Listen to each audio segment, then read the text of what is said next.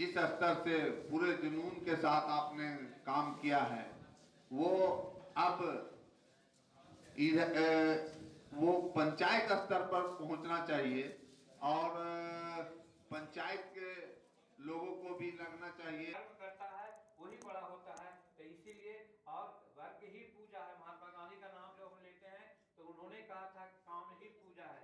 ये नहीं कि मंदिर में जाकर के हम घंटी बजावें या मस्जिद में जाकर के हम अल्लाह को याद करें, लगता है कि अल्लाह हमारा बहरा हो गए। तो कहने का मेरा मतलब है कि उस चीज को मैं नहीं मानता, लेकिन ये जरूर कहना चाहता हूँ कि आज जो परिस्थितियां हैं, तो जब अम्बेडकर साहब ने हमको बताया तो उस पर चलना चाहिए। और वहां पर एक बात और है, जब हिंदू लोग यहाँ कहते हैं हम कि बड़ा सबसे जाते हैं और हैं भी, सही बात है। मुख्यमंत्री का भी बयान आया है। हाँ, आपको बहुत धन्यवाद देते हैं इसके लिए।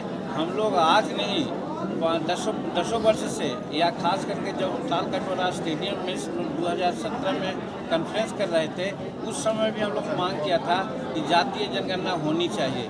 जातीय जनगणना के लिए भी भारत सरकार के राज्य मंत्री ने शायद संसद में एक बात कही है कि शेड्यूल कास्ट और शेड्यूल ट्राइब्स के छोड़ करके और किसी की गणना जातीय आधार पर नहीं की जाएगी।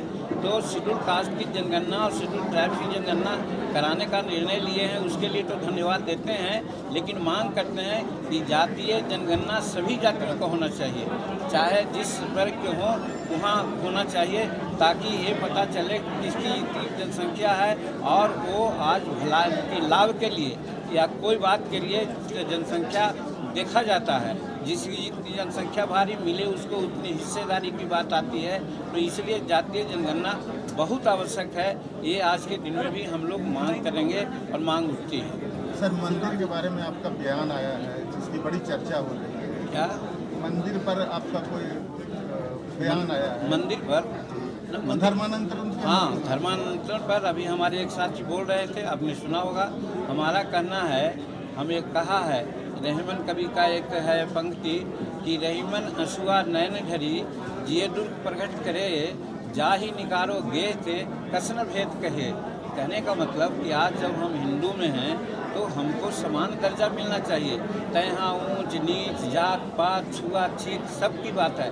और हम अम्बेडकरवादी हैं, अम्बेडकर साहब को जानते हैं। अम्बेडकर साहब ने इसके लिए बहुत प्रयास किया था, उनको सफलता नहीं मिली, लेकिन अपने अनुयायियों को उन्होंने एक उदाहरण दिया कि अपने को 1956 में बुद्ध धर्म में चलने की बात किया। और आज मैं कहता हूं कि बुद्ध धर्म में जाति का कोई गिनती नहीं है। और बिहार में या हिंदुस्तान में जब तक जाति प्रथा रहेगी, यहाँ पर ऊंच नीच का भेदभाव रहेगा।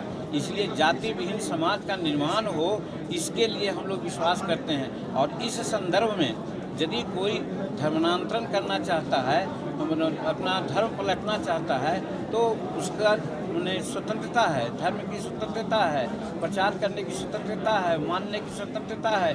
तो फिर ये कौन नियम के तहत जो धर्म पर परिवर्तन करता है उस पर किसी प्रकार की कार्रवाई होती हो? ऐसा नहीं होना चाहिए। यही हमारी मांग है। हम कहीं तकलीफ में हैं। एक उदाहरण देते हैं कि आज झारखंड में देखिए, जब ईसाई धर्म में लोग चले गए हैं तो आज वहाँ IAS IPS और बड़े बड़े पदाधिकारियों का, हमारे आदिवासियों का झुंड है। लेकिन वही जो हिंदू धर्म में है वहाँ देखिए कितने लोग आगे बढ़े हैं। वही फिर बिहार में भी है।